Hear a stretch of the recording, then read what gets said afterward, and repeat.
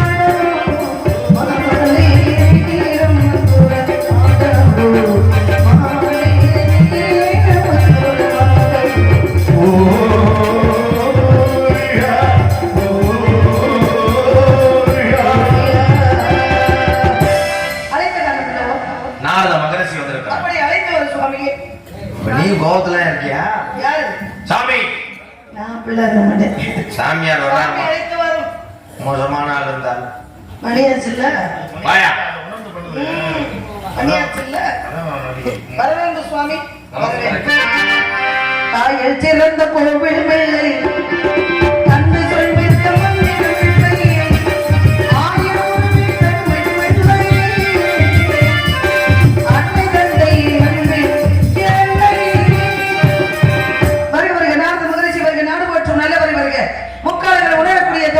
நாட்டிற்கும் நாட்டு மக்களுக்கும் எனக்கும் சான்றோருக்கும் நல்ல ஆசி கூற வேண்டும். அடியானை நாடி வந்த காரணத்தை விவரமாக எடுத்து கூறுங்கள். சுற்றும் மாபெரும் முனிவரான நால்வருக்கு இப்படித்தான் வரவேற்பு கொடுக்க வேண்டும் என்ற முறையோடு வரவேற்பு அளித்தீர்கள். மிக்க மகிழ்ச்சி அடைகிறேன். நீங்க என்ன போகலையா? என்ன போகலையா? ஐயா நாங்க ஒரு வர வாங்கிட்டு போலாம். என்ன போட வரம் கிடையாது வரம்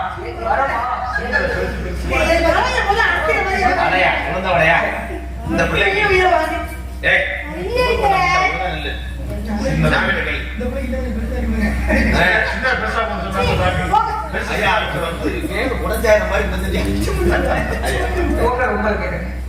எனக்கு நானே எங்கேயோ போய் கேட்டு பார்த்து கிடைக்கல சாமி. எல்லாம் கணேஷ் பேர் இருக்குமா? நாவல் வரவேற்று மக்கள் நாவல் வாழ்த்து எப்பேற்பட்ட வாழ்த்து தெரியுமா?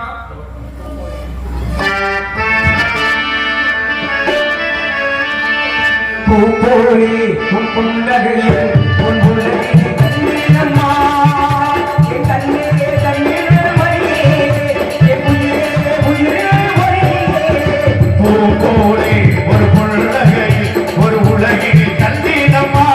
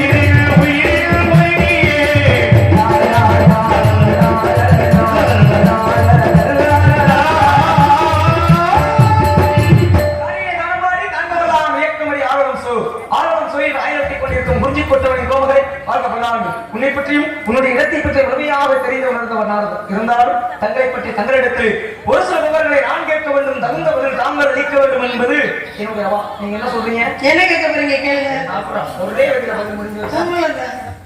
வந்து விதிகட்டதே வரிமாவே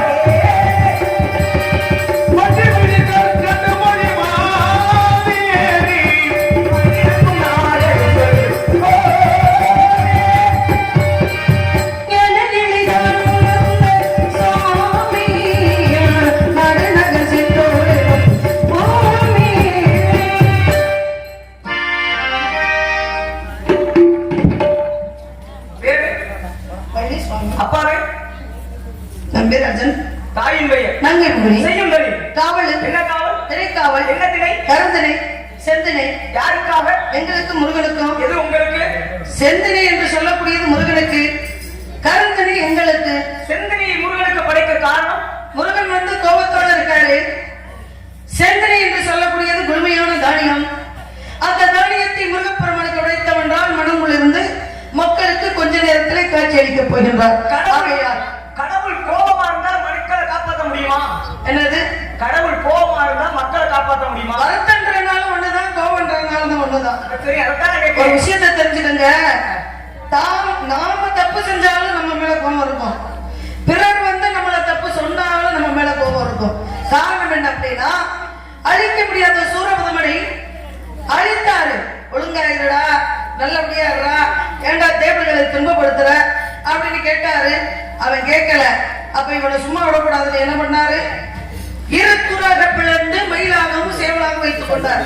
அப்ப ஒரு மனிதனை மயிலாகவும் சேவலாகவும் பறவையாக வச்சிருக்காரு இல்லையா? அப்ப ஒரு மனிதன் நம்ம சொல்றதை கேட்டிருந்தா நல்லபடியா நடந்திருக்குமே.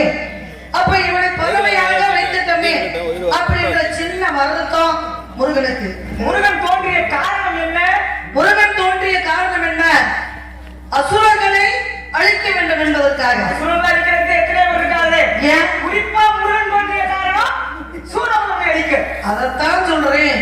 நான் கேட்க சூரபதமன் என்ன வரம் வாங்கி இருந்தான் ஈசனிடத்தில்? சரி, ஆணுக்கும் பெண்ணுக்கும் சேர்ந்து பிறக்கக்கூடாது குழந்தை. ஆம்பளைக்கும் அப்ப என்னால யாருக்கு பகலையோ இரவுலையோ சாவு வரக்கூடாது. யாருடைய சாவு செஞ்ச ஆயுதத்தாலே எனக்கு அழிவு வரக்கூடாது. சரி, வரத்தை கேட்டான். அப்பதான் என்ன சொல்றாரு சிவபெருமான், ஐயா நானும் சக்தி ஒன்னா அர்த்தநாதீஸ்வரரா இருக்கோம், இப்ப நாங்க 2 பேரும் சேர்த்து உனக்கு தரட்டுமா பணம் தரட்டுமாங்கிறார். சூரபெருமனுக்கு மண்டைக்கான வாயில உட்கார்றார். சரி பகவான் போய் பொம்பளைய பொம்பளை விடுக்கிறவரை எனக்கு வேணாமியா, நீ மட்டும் எனக்கு இருந்து வர கொடுத்தா போதும். சிவன முந்தின கடவுள் யாரும் இருக்காங்களா? இல்ல. ஆதியம் இல்லாத நாயகன் நீ வர முடியா, பொம்பளை வர எனக்கு தேவையில்லை. மண்டகத்தோட பேசினான்.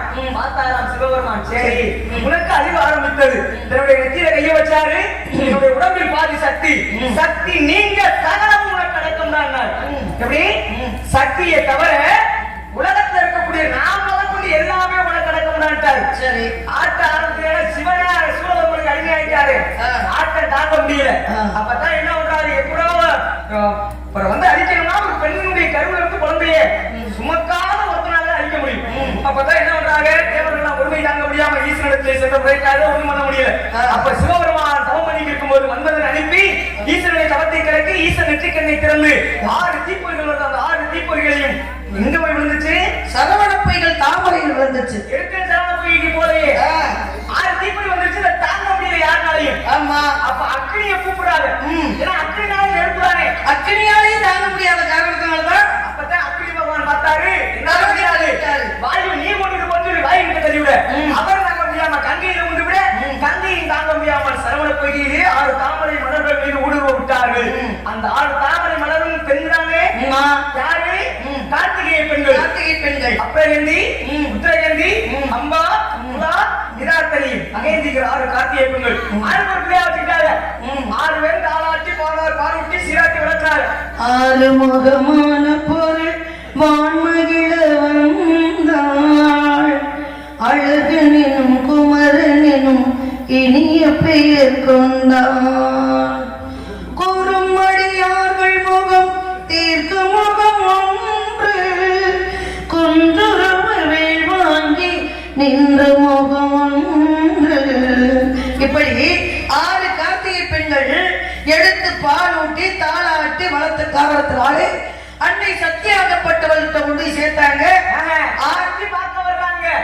ஈஸ்வரனுடைய நெற்றிக்கல்ல இருந்து வந்து 6 குழந்தை வந்துட்டே போய் பார்க்கணும். பார்த்தாலும் 6 குழந்தைகள் அம்மாவும் முடியாதாங்க. கண்டிப்பா 6 குழந்தை இப்படி கட்டி தழுவ 6 குழந்தைகளும் ஒரு உடல் 6 தலைகளாக மாறியது. அதனால முருகனுக்கு என்ன பேர் சொல்றோம்? 6 முகன். 6 முகன். அப்படிப்பட்ட முருகப்பெருமான் கோபத்தோட இருக்காருன்னா சூரபதமனை அழிக்கிறதுக்கு அவர் பிறந்தாரு.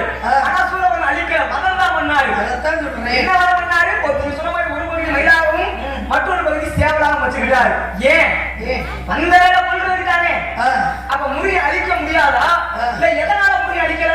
தந்தைக்கு மந்திரத்தில் சார பொருள் உரைத்து தகப்பஞ்சோமே சுவாமி என பெயர் பெற்ற முருகா விண்ணிற்கும் மண்ணிற்கும் சுவாமி என வந்த என் சுவாமிக்கு நாதனே சுவாமிநாதா.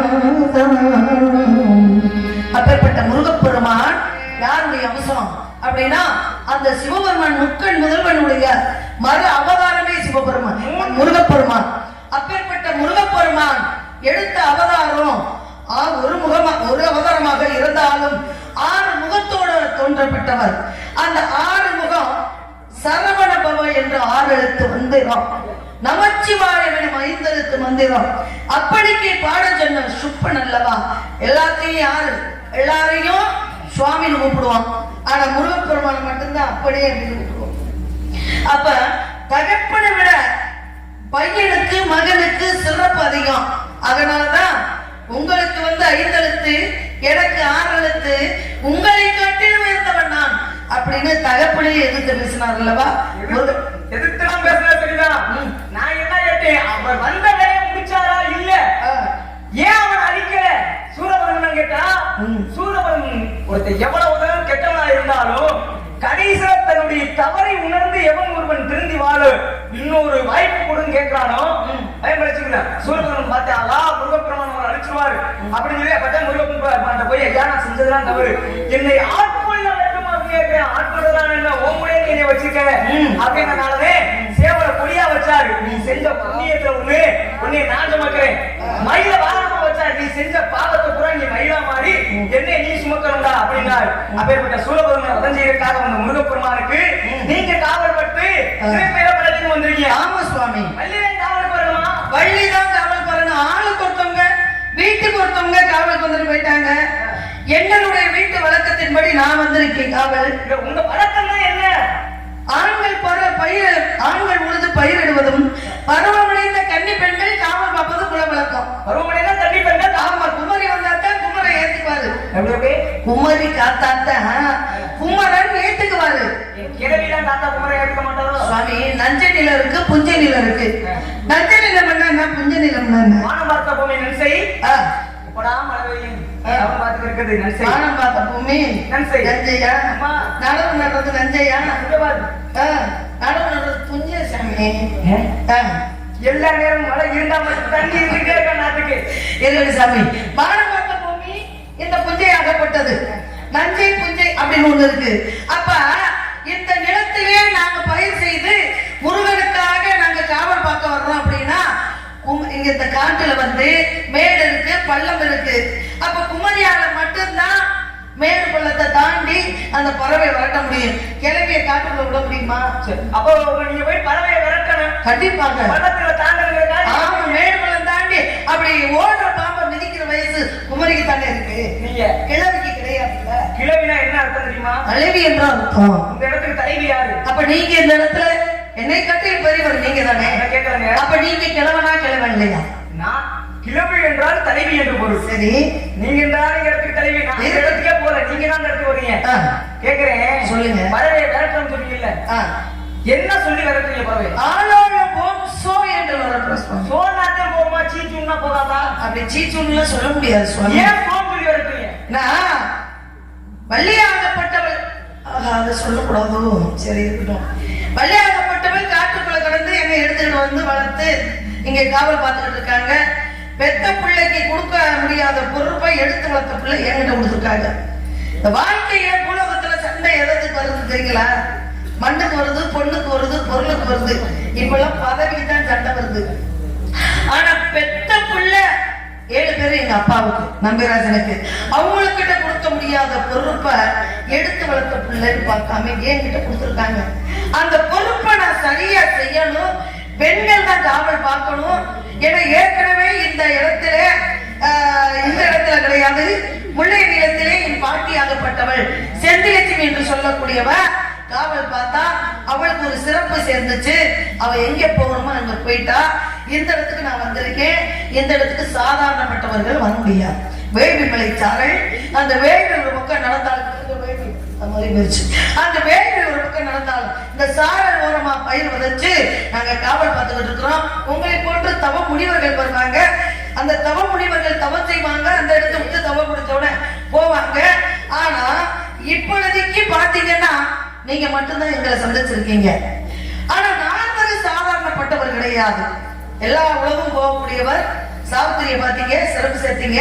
நலாயினியை பாத்தீங்க, சிறப்பு சேர்த்தீங்க. அனுசியா பாத்தீங்க, சிறப்பு சேர்த்தீங்க. அலைமகள், கலைமகள், மலைமகள் என்று சொல்லக்கூடிய 30 தேவிமார்களை பார்த்தீங்க. அவங்களுக்கு கல்வி தான் பெருசு, செல்வம் தான் பெருசு, வீரம் தான் பெருசுன்னு ஒவ்வொரு பெண்ணு நினைச்சாங்க. மூன்றுமே சேர்ந்தாங்கம்மா உலகம் அப்படின்னு உணர்த்தீங்க.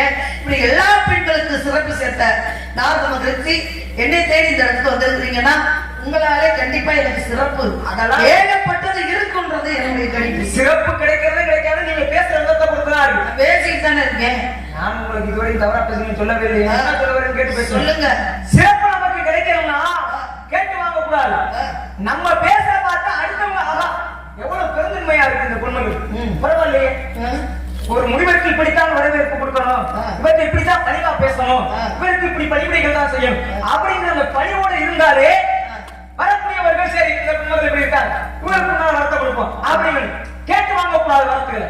வரத்துகளை கேட்டு வாங்க கூடாது. அதையும் கேட்டு வாங்க கூடாதுன்றீங்க. கொஞ்ச நேரம் இதுக்கு முன்னாடி வந்து நாங்க பாட்டா பாடிக்கிட்டு இருந்தோம். ஒரு உள்ள கைத்தட்டல. எங்க அண்ணனும் சொன்னாங்க கைத்தட்டுங்க ஐயா அப்படின்னு. நானும் சொன்னேன். அப்ப எத்தனையோ ஊர்ல நல்லாம பாடிக்கிட்டு இருப்போம். ஒன்னும் தொண்டை கட்டி இருக்கும், இல்லாட்டி மைக் செட்டு சரியாம இருக்காது. அப்ப அந்த பாட்டு நம்மளுக்கே பிடிக்காது, கை தட்டுவாங்க. ஒரு சில பேர் கை தட்டுவாங்க. ஆனா இங்க எல்லாமே அமைஞ்சிருக்கு. பக்க மேளங்கள்ல இருந்து, நான் பெருமைக்கு சொல்லல, பக்க மேளங்கள்ல இருந்து ஒரு விசில் வரல. இந்த மைச்சட்டு ஒளிபெருக்கி அருமையான ஒளிபெருக்கி. அப்பேற்பட்ட இந்த இடத்துல நல்ல பக்க மேளங்கள், நல்ல ஒளிபெருக்கி, நல்ல ஆடியன்ஸ் ஒன்னும் குறைச்சல. 10 பேர் உட்காந்துருப்பாங்க, நாடகம் நடத்துவோம். 10 பேர் இல்லாட்டி கூட கோயில் பூசாரி உட்காந்துருப்பாரு, மைக் செட் வந்துருப்பாரு, நாங்க நாடகம் நடத்துவோம். ஆனா இவ்வளவு பேர் இருந்தா ஏங்க கை தட்டுங்க அப்படின்னு கேட்கிறோம். அப்ப நம்ம கேட்டு வாங்குறதோ ஒரு பக்கம் இருக்கட்டும், தெரியாதவங்களுக்கு சொல்ல வேண்டியது நம்மளுடைய கடமை. அவங்க பண்றாங்க பண்ணல அப்படின்றது இது கூட ஒரு கணக்கு ஒரு விஷயம். ஆனா புராணங்கள்ல பாத்தீங்கன்னா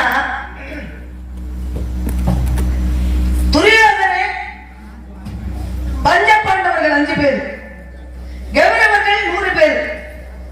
இந்த பஞ்ச பாண்டவர்களை தர்மன், பீமன், அர்ஜுனன், நகுலன், சகாதேவன், இந்த பஞ்ச பாண்டவர்களே 5 இருக்காங்க. இந்த பஞ்ச பாண்டவர்களை பெற்று எடுப்பதற்கு முன்னாடி குந்தி தேவியாகப்பட்டவர் கர்ணனை பெற்றெடுத்தார். அது எப்படி பெற்றெடுத்தா, அதுக்கு காரணம் யாரு அப்படின்றது ஒரு கணக்கு இருக்கும். அதை நீங்க பேசுங்க, நானும் பேசுவேன். உங்களுக்கு தெரியாது நான் சொல்ல வரல அந்த இடத்துக்கு. இல்ல நீங்க மரியாதை என்பது, வாழ்த்து என்பது, மரியாதை என்பது கேட்டு வாங்கணும்னு சொன்னீங்க இல்லையா? அப்ப துரியோதனுக்கு பக்கபலமாக யாராவது வேணும் அப்படின்னு மனசுக்குள்ளேயே நினைச்சுக்கிட்டு இருக்கேன் சகுனியாகப்பட்டவன். அப்ப அர்ஜுனனாகப்பட்டவன் மச்சேந்திரன் என்று சொல்லக்கூடிய அந்த மச்சன் என்று சொல்லக்கூடிய மீனுடைய அந்த மீனை கட்டி விட்டு பின்ன இருந்து மின் பார்த்து அடிச்சான். பின்னாடி உள்ள வச்சு அந்த மச்சத்தை பின் பார்த்து அடிச்சு சரியா அடிச்சுட்டான். தலை வேற முட்டமா அடிச்சான். தலை வேற முன்ன வேறையா போயிருச்சு. அப்ப சபையோர்கள் அனைவருமே கை தட்டுறாங்க. அர்ஜுனா, அர்ஜுனனை வெஞ்சுவதற்கு உலகத்திலே ஆள் கிடையாது அப்படின்னு அங்கே சூழ் உரைத்தார்கள் எல்லாருமே. அப்பதான் கர்ணனாகப்பட்டவன் கூட்டத்தோட கூட்டமா இருந்து கொண்டு என்னுடைய வீழ்த்திறனை பார்த்ததுக்கு அப்புறம், என்னுடைய போர்த்திறனை பார்த்ததுக்கு அப்புறம், என்னுடைய வீழ்பயிற்சியை பார்த்ததுக்கு அப்புறம் இவன் பெரிய ஆள் நீங்க சொல்லுங்க. என்னுடைய பயிற்சி, என்னுடைய திறமையை பாருங்க. வெள்ள என்ன அடிக்க சொல்லுங்க, நான் அடிக்கிறேன். அப்ப என்னுடைய வீழ்பயிற்சியை பார்த்ததுக்கு அப்புறம் இவன் பெரிய ஆள் நீங்க சொல்லுங்க அப்படின்னு சபையில கேட்கிறேன். எந்திரிச்சு கூட்டத்தோட கூட்டமா நின்று அப்பதான் கிருபாச்சாரியார் என்று சொல்லக்கூடியவர் வராரு. அர்ஜுனன் யார் தெரியுமா? அர்ஜுனன் தாய் யார் தெரியுமா? குந்தி தேவி. தகப்பன் யார் தெரியுமா? பாண்டமன்னன். அவங்க தாத்தா யார் தெரியுமா? திருதராஷ்டிரன், பெரியப்பா திருதராஷ்டிரன். அப்ப பீஷ்மராகப்பட்டவர் தாத்தா. இப்படி எல்லாம் சொந்த பந்தத்தோட இருக்கக்கூடியவன் அர்ஜுனன். நீ யாரு? உன் அப்பன் பேர் தெரியுமா? உங்க ஆத்தா பேர் தெரியுமா? உங்க பொறுப்பு தெரியுமா? அதெல்லாம் இப்படி இப்படி நிட்டி சுவாமி இயல் இசை நாடகம்னு சொன்னாங்க. இந்த இடத்துல நீங்க ஒரு வார்த்தை சொன்னதுக்கு தான் இப்ப நான் அங்க போயிருக்கேன். அப்படி நீங்க எப்படி இதை சொல்ல போச்சு அப்படின்னு கேட்கும் பொழுதுதான், நீ யாரா இந்த சபையில வந்து எங்களை கேள்வி கேட்கறதுக்கு நீ யாரான்னு சொல்லும் போதுதான் துரியோதனாகப்பட்டவன் கிருபாச்சாரியாரை பார்த்து கேட்டான், ஐயா இரும்பினால் கத்தி செஞ்சா போருக்கு உதவும், வெள்ளியாலை கத்தி செய்தால் விளையாடத்த உதவும். இரும்பு தாழ்ந்தது வெள்ளி உயர்ந்தது நீங்க பேசக்கூடாது. ஒருத்தன் கூட்டத்தில் உட்கார்ந்து இத்தனை சபையோரை எதிர்த்து என் திறமையை பார்த்ததுக்கு அப்புறம் அர்ஜுன பெரியாள் நீங்க சொல்லுங்க அப்படின்னு அவன் சொல்றேன் அப்படின்னா, அவன் எந்த ஜாதியா இருந்தான, எந்த மதமா இருந்தானா, அவன் குலம் கோத்தனம் உங்களுக்கு தேவையில்லை, அவனுடைய திறமை மட்டும்தான் உங்களுக்கு தேவை. வாய்ப்பு கொடுங்க அவனுக்கு அப்படின்னு கேட்கும் பொழுதுதான், அப்ப அதெல்லாம் ஒத்துக்க முடியாதுன்னு சொன்னாங்களே.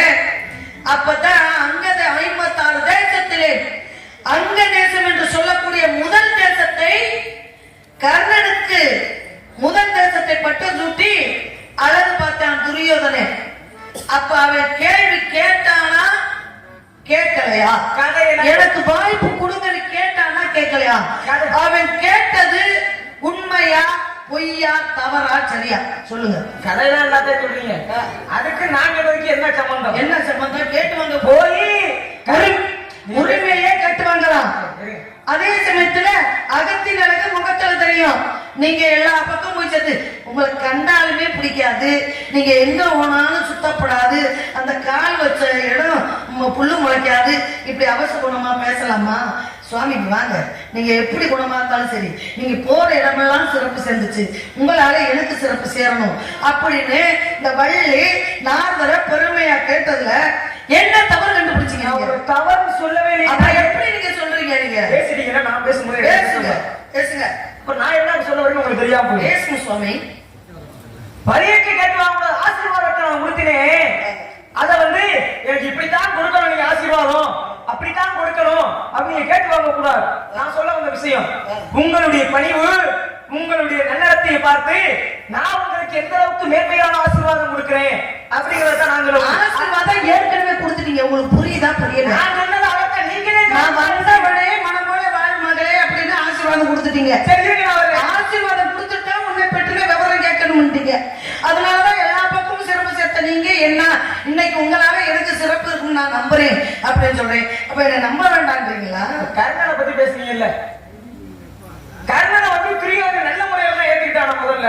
அது நீங்க தொட்டு பேசுங்க, நீங்க தான் பேசணும். கிடையாது. என்ன கிடையாது? பாதியா போர்க்களத்துல அதாவது அரங்கேற்ற மண்டபத்துல அர்ஜுனன் தான் வில்லுல சிறந்தவன் அப்படின்னு நிரூபிச்சுட்டா, நீங்க சொன்ன மாதிரி கர்ணனாகப்பட்டவன் போய் எல்லா வில்லுத்தையும் செஞ்சு காமிக்கிறேன், அர்ஜுனனை விட நான் தான் பெரிய ஆளு. எந்திரிச்சு கேட்கிறாரு, நீ எந்த நாட்டுக்கு அரசன், உங்க அப்பா எந்த நாட்டோட மன்னன்டா, நீ எந்த நாட்டுக்கு அதிபதி அப்படின்னு தனி விழுந்து நின்றானே. ஏன் ஒரு தேரோட்டியோட மகன் கர்ணன், அப்பேற்பட்ட கர்ணன் நான் தேரோட்டிய மகன் சொல்ல முடியுமா? ஏனமா சிரிச்சாங்க. அப்ப துரியோதனன் என்ன நினைக்கிறான், அர்ஜுனன் வந்து நமக்கு சரியான எதிரி, அர்ஜுனனை அம்மனால வீழ்த்த முடியாது, ஆனால் சூழ்ச்சி செய்தாவது அர்ஜுனனை வெல்ல வேண்டும். அர்ஜுனனை எதிர்க்க ஒரு ஆள் யாருன்னா அது கர்ணனால மட்டும்தான் முடியும். அப்ப கர்ணனை எப்படி நம்ம பக்கம் இருக்கிறது? அப்பதான் என்ன பண்றியா, நட்பை போல் பழகுவதை போல பழகுறியா, அங்கதேசம் சொல்லக்கூடிய ஒரு நாட்டுக்கு அதிபதியாக்கி அவனை மன்னனால் முடி சுட்டி அழகு பார்த்தா முதல்ல. ஆனா அதன் பிறகு அவர்களுடைய நட்பு நல்லா தான் இருந்துச்சு. ஆனா முதலாக கர்ணனை இழுக்கணும் அப்படின்னு சபை சொல்லுவாரு. இவன் இருக்கிற வரைக்கும் அர்ஜுனனால நமக்கு எந்த பயமும் இல்லை, அதனால எப்படியாவது கர்ணனை இழுத்துக்கணும். சபை சூழ்ச்சி செய்தான் கர்ணனை இழுக்க. கர்ணன் யாரு முதல்ல? யாரு? பெரிய பெண்மகன், சித்தப்ப மகன். அது யாருக்கு தெரியாது. முதல்ல இந்த கர்ணனுடைய பிறப்பு என்ன, கர்ணன் அவதாரம் எடுக்கணும். அவதாரம் எடுக்கணும்னா முன்பிறவிலே கொடுங்கோல் ஆட்சி புரிந்தவன் கர்ணன். சதஸ்வர கவசன், சதஸ்வர கவசன், சகஸ்வர கவசன். 1000 கவசம் உண்டலத்தோட பிறந்தான். பரவாயில்ல, இந்த 1000 கவசம் உண்டலம் எப்ப அறுபடுதோ அப்பதான் வச்சாவுன்னு 99 கவசத்தை அறுத்தறிந்தவர்கள் இவர்கள். 99 சரி, நீங்க சுதாரிப்பா இருக்கீங்களான்னு பார்த்தேன். மிச்சம் ஒரே ஒரு கவசம் உண்டல இருக்கு. அப்பதான் ஒரு யார் அறுக்கிறது? சங்கரநாராயண அவதாரம் எடுத்திருக்கிறாங்க. சிவன் மகாவிஷ்ணு நரன் அர்ஜுனனாகவும் நாராயணன் கிருஷ்ணனாகவும் அவதாரம் எடுத்து ஒரு கவசத்தோட சூரியன் கிட்ட போய் ஐக்கிய மாட்டேன். ஏன் எங்க போனாலும் வேணா நான் விட மாட்டேன், கருவருக்கவும் விட மாட்டேன். முடியாது, வாய்ப்பு கிடையாது. என்ன வாய்ப்பு கிடையாது? இங்க ஆட்டி வைக்கிறதுனா இன்னைக்கு மூடு சரியில்லை, அப்பா உங்களை சும்மா விட்டுக்கிட்டு இருக்கேன். என்ன உங்களால முடியாது அப்படின்றது இந்த மேலாகிட்ட நீங்க நடக்காது. ஒரே ஒரு விஷயம் நல்லா சொல்லுங்க. தெரியுங்க. உடப்பம்பட்டியா பேரை கேட்டாலே அலர்ந்த வார்த்தை இருக்கணும். உடப்பப்பட்டி எனக்கு உடப்பப்பட்டி நீங்க எனக்கு சட்டை போட போற நான் ஒரு மூணு ஒரு நாள் வந்துட்டேன். அது எங்க அப்புறம் நானே அப்படிங்கிற மாதிரி போச்சு. எங்க உடப்பப்பட்டின்றது எங்க இருக்கு? அது இந்த ஊர் பக்கத்துல உங்களால உடப்பப்பட்டிக்கு சிறப்பா அந்த ஊரால உங்களுக்கு சிறப்பா? முதல்ல நான் பிறந்த ஊர் அந்த ஊர்ல பிறந்தனால தான் அன்னைக்கு கார்த்திக் ராஜாங்கிறது தெரியும். ஓ, என்னால உடப்பம்பட்டிக்கு சிறப்பு நான் சொல்ல மாட்டேன். ஆனா உடப்பப்பட்டியில பிறந்த நாரதர் பூரா அருமையான கலருங்க. இன்னைக்கெல்லாம் அப்படியே இருட்டு வீட்டுக்குள்ள உட்கார வச்சு பார்த்துக்கிட்டு இருக்காங்க அந்த நேரத்தை. கலர் தானே சோறு. ஆனா உண்மையிலே சொல்றேன், நீயும் பவுடர் தான் பூசிட்டு வந்துருக்க. யாரு நான் பவுடர் பூசிக்கிறேன் பாருங்க. நான் இப்படி தொட்டு இப்படி இப்படிம்பேன், உடனே வெள்ளையாயிருப்பேன். இருக்கட்டும் ஒரு பக்கம். அது சூரியனுக்குள்ள போய் தஞ்சம் அடைந்தா அப்பதான் முத்தி தேவி மந்திரத்தை சொல்றாங்க. அப்ப சூரியனுடைய அருளால் பிறந்தவன் கர்ணன். கர்ணன் நல்லவனா கெட்டவனாமா? கர்ணன் நல்லவனா கெட்டவனா இருந்தது இருக்கட்டும். இந்த உடப்பம்பட்டின்ற ஒரு ஊரை நான் முக்கியமா சொல்லணும். அதுல கார்த்திகை ராஜாவை சந்திக்கிறதுக்காண்டி எங்களுக்கு நிறைய நாடகம் கொடுப்பாரு, நாங்களும் கொடுத்துக்கிட்டு இருக்கிறோம். இது எதுக்காக அப்படின்னா, கார்த்திகை ராஜா முத்தப்பான்னு ஒரு நாரதர் பார்த்திருப்பீங்க. அதே கண்ணு, அந்த முத்தப்பா கண்ணை பார்த்தீங்கன்னா விநாயகர் பெருமானுடைய கண்ணை பார்த்திருப்பீங்களா? விநாயகருக்கு இப்படி இருக்காது, இப்படி இருக்கும். அந்த யானை கண் இருக்கும் தான் என்ன சொல்றாங்க, அதே மாதிரி இவருக்கு இருக்கும். அந்த முத்தப்பா சாயல் எப்படியோ அப்படியே இருந்துகிட்டு இருக்காரு. நல்லா பாடுறாரு, ஞானமா. நல்லா பாடுறது வேற, நல்லா பாடுறது வேற, ஞானமா பாடுறாங்கன்றது வேற. நல்லா பாடுறாங்கப்பா அப்படிம்பாங்க, நல்லா பாடுறது முக்கியம் இல்ல, ஞானமா பாடுறாங்கப்பா அப்படின்னு முக்கியம். மாதிரி ஞானமா பாடக்கூடியவரு, அருமையான தெளிவான ஒரு நாரதர், சிறப்புக்குரிய நாரதர், நல்ல தெளிவான பேச்சுக்குரிய நாரதர். உங்களை சந்திக்கணும்ன்றது எனக்கு ரொம்ப பிடிக்கும். ஆனா கார்த்திகை ராஜா காக்கில எலும்பு அறக்கல சதையை வச்சுக்கிட்டு நின்னாலும் இந்த இடத்துல தெளிவா அப்படி வெயிட்டா பேசக்கூடிய ஒரு நாரதர், அப்பேற்பட்ட ஒரு சந்திச்சிருக்கேன் இன்னைக்கு. அருமையா பேசிக்கிட்டு இருக்காரு. கர்ணனை பத்தி என்ன கேட்டீங்களே, சொன்னீங்க. சொல்லுங்க. என்ன முத்தப்பனை பத்தி? இல்ல உண்மையை நான் சொன்னேன்னா உங்களுக்காக சொல்லல. இன்னைக்கு மட்டும் இல்ல, என்னைக்குமே நாடக உலகத்துல இருந்த எத்தனை நாடகம் தான் அந்த சூப்பர் ஸ்டார் பட்டது அண்ணனுக்கு மட்டும்தான் பட்டது. என்னுடைய வாழ்க்கையில மறக்க முடியாத ஒரு தருணம் எதுன்னு கேட்டா, நான் வந்த புதுசுல ஒரே மேடையில 2 நாடகம், நானும் அருமையனார் முத்தப்பா அவர்களும் ராங்கியம்பட்டு நாடகம். அன்னைக்கு அந்த நாடகத்துல தான் முததான் முத்தப்பாங்கிற விஷயம் எனக்கு தெரியும். ஆனா அவ்வளவு பண்பானவர், பரிமாணவர். அந்த விஷயம் இருக்கட்டும். கர்ணனை பத்தி பேசுறது நல்லவனா கெட்டவனா அப்படின்னு யாரு கேட்டீங்க? நல்லவனா கெட்டவனாங்க? கர்ணனை. என்னுடைய குறிக்கோள் என்ன தெரியுமா? நீங்க நல்லவன்னு பேசுங்க. கர்ணனை என்னனே, கர்ணனே நல்லவனா கெட்டவனான்னு கேட்கிறாரு. கர்ணனே நீங்க நல்லவன்னு சொல்றீங்களா கெட்டவன்னு சொல்றீங்களா? உங்கள்ட்ட கேட்டேன், கர்ணன் நல்லவனா கெட்டவனா? நீங்க நல்லவனா கெட்டவனான்னு நீங்க கேக்குறீங்க, நான் ஏத்துக்கிறேன். நீங்க அவனை நல்லவன்னு சொல்லுங்க, நான் அவனை கெட்டவன்ன்றேன். இல்ல அவனை கெட்டவன்னு சொல்லுங்க, அவனை நல்லவன் நான் சொல்றேன். இதுதான் பேச்சு. நீங்க கர்ணனை கெட்டவன்னு ஒரு இடத்துல நிறுவீங்க, அதை நான் நல்லவன் நிரூபிக்கிறேன். அதைத்தான் நான் கேட்டுக்கிட்டு இருக்கேன். கர்ணன் கெட்டவன் கிடையாது. தன்னுடைய திறனுக்குண்டான அங்கீகாரத்தை போராட வாங்கி எப்படியாவது என்னுடைய திறனுக்குண்டான அங்கீகாரம் கிடைக்கிறது கடைசி வரைக்கும் பாடுபட்டவன். ஏன்னா என்னுடைய திறமையை பத்தி யாருமே தெரிஞ்சுக்கல. நீங்க இருக்கீங்க, நான் இருக்கேன், 2 பேரும் பேச விட்டு பார்த்தா தானே யார் படிப்பாளி யார் சும்மா பேசிட்டு போறான்னு தெரியும். ஆனா ஒருத்தரை மட்டுமே வச்சுக்கிட்டு அதே தெரியாது அதே முடியாது. அப்ப என்னுடைய திறமையை நீங்க சோதிச்சு பார்த்தோமா இல்லையா? கண்டிப்பாக நினைவுக்கு தாய்க்கணுமா இல்லையா? இப்படியே போய்கிட்டு இருந்தா என்ன அர்த்தம்? பேசணும், இல்லைன்னு சொல்லல. அதனால கதமலர் சிந்து முகமாரே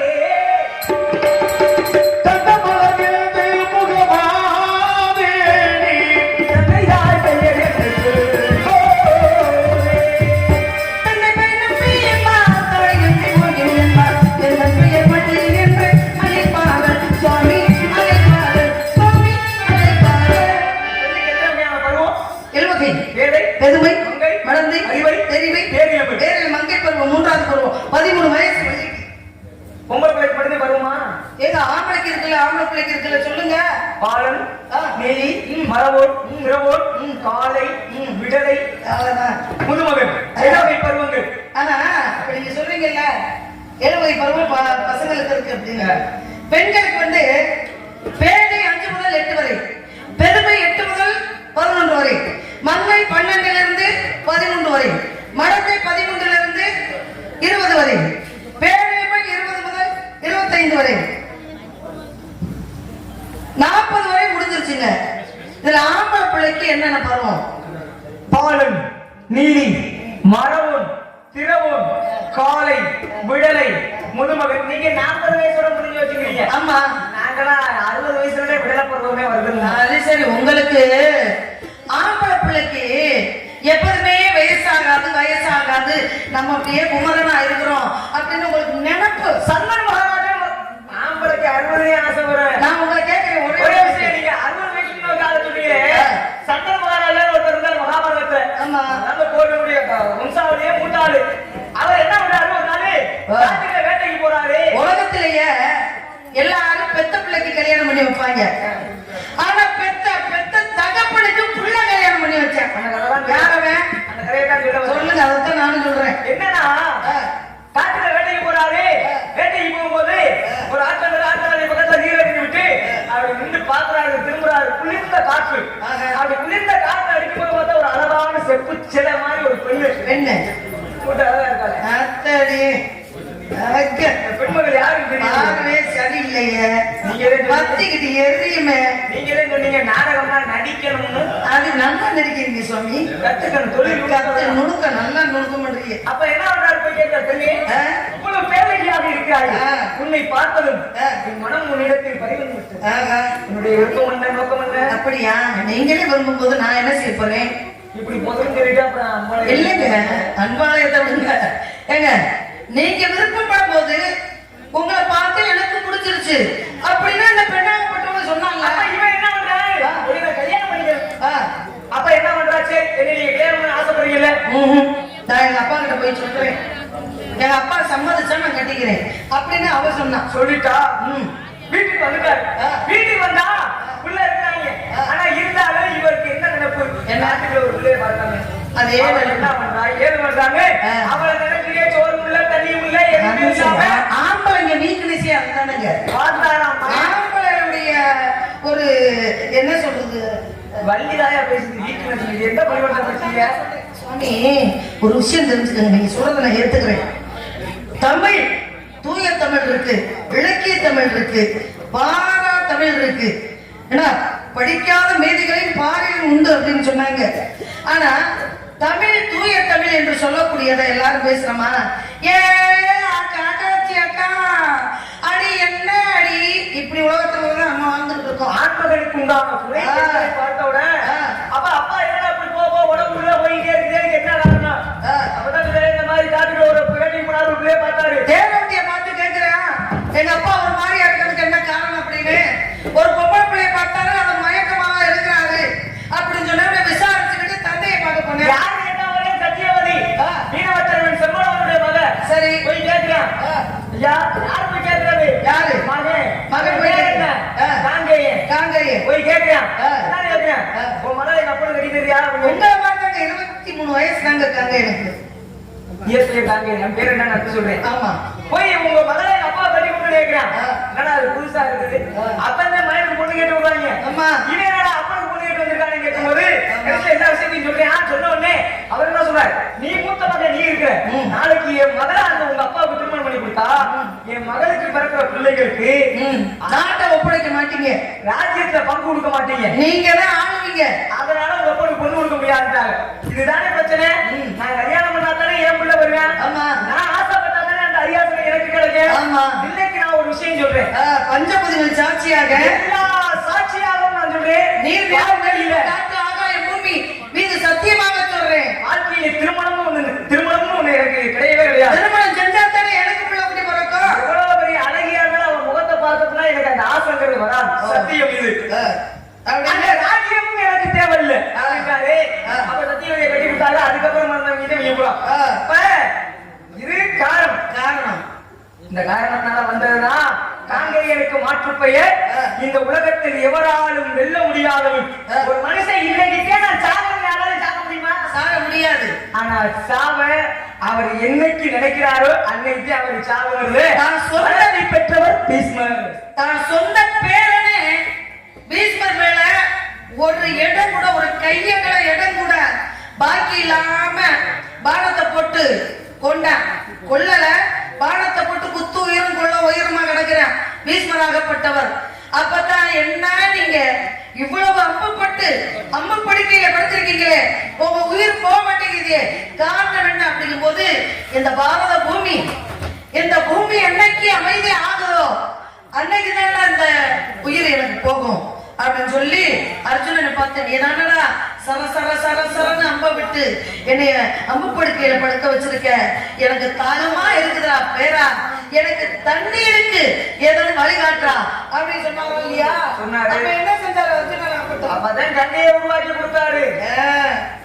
நல்லா பேசுறீங்க, நல்லா பாருங்க, உங்களை பார்த்துக்க ஆளும் பாக்குறது நல்லா பேசுறீங்க.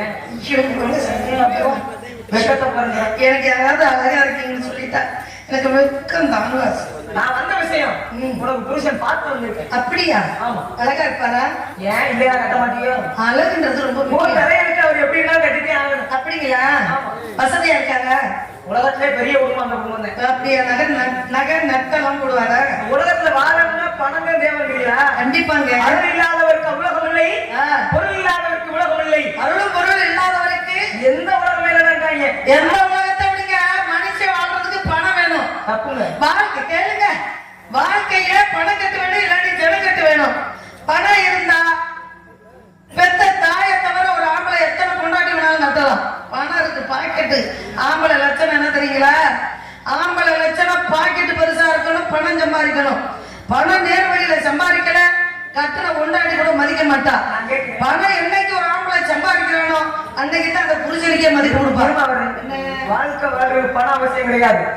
நாளே நாலு விஷயம் தான் போதும். என்ன விஷயம்? உண்ண உணவு, உடுத்த உடை, இருக்க இருப்பிடம். மாளிகை வீட்டுல வாழ்வீங்களோ, புருஷன்ல வாழ மாட்டீங்களோ? இதுதான் உண்மை. நீங்க சொல்றது உண்மை, நான் ஏத்துக்கிறேன். கடைசியில உண்ண உணவு, உடுத்த உடை, இருக்க இருப்பிடம், இதுதான் தேவை. ஆனா இவன் என்ன 7 மணி கட்டிட்டேன், நம்ம 10 மணி அது கட்டி போறாம. இவன் என்ன 50 பவுன் கருத்துல போட்டுருக்கா, நம்ம 100 பவுன் போடணும். அப்ப ஒரே விஷயம் உங்களுக்கு என்ன புரிய குழந்தை இப்படி போகுது சாமி. நீங்க நாடகத்தை முடிச்சுட்டு போகும்போது ஒரு 4 தாள் உங்களுக்கு ஒரு 4 பேப்பர் உங்க கையில கொடுப்பாங்க. அது என்ன சந்தோஷமா? 4 பேப்பர் பாதிப்படியா பிரிச்சு வாங்கிட்டு போங்க. செல்லாது இல்லையா? அன்றைக்கு காலகட்டத்தில் என்ன வாழ்ந்தார்கள், எப்படி பண்ட மாற்று முறை. என்கிட்ட இருக்கக்கூடிய ஒரு பொருளை கொடுத்துட்டு அந்த பொருளுக்கு உண்டான சன்மானத்தை எனக்கு தானியமா நான் வாங்கிக்கிறது. ஒரு விஷயம், கிராமத்துல மரவள்ளி கிழங்கு வண்டி மாட்டுல கொண்டு போவாங்க. கடலை பார்த்தீங்கன்னா வேர்க்கடலை, இந்த வேர்க்கடலையே கொண்டு போவாங்க. இப்படி சக்கரவள்ளி கிழங்கு இதை கொண்டு போவாங்க. இப்படி நிறைய அதை கொண்டுட்டு போய் எல்லாரும் கம்பு, சோளம், தானியம், நெல்லு, அது இதுன்னு மரக்கா கணக்கில் கொடுத்துட்டு அந்த கிழங்கை வாங்கி சாப்பிடுவாங்க. இது அந்த காலத்துல நடந்தது. சாலியா அப்படியோட பேர் சொல்றீங்க. கட்ட வண்டி, கட்ட வண்டி, இது கடையோ கலந்த வண்டி, ஆளா பிறந்த வண்டி, ஆடி ஆடி அழைத்த வண்டி, ஓட்ட வண்டி, ஓட்டுறமாமா மாட்டிக்கிட்டே ராமரே ராமா, ஓட்ட வண்டி ஓட்டுறமாமா மாட்டிக்கிட்டே ராமரே ராமா.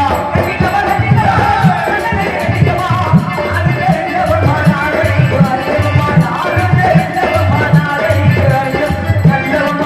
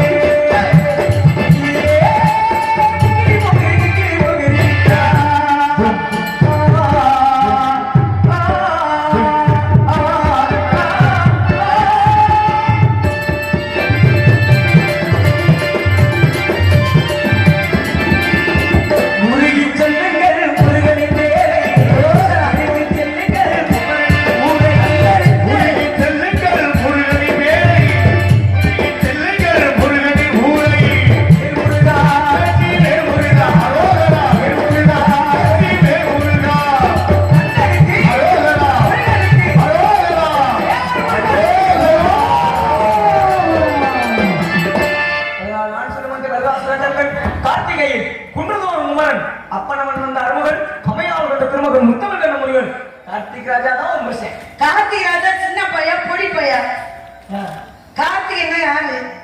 கார்த்திகை பெண்கள் வளர்க்கப்பட்ட ராஜா. ராஜா கார்த்திகை ராஜா சின்ன பையன் நினைக்காத மாதிரி.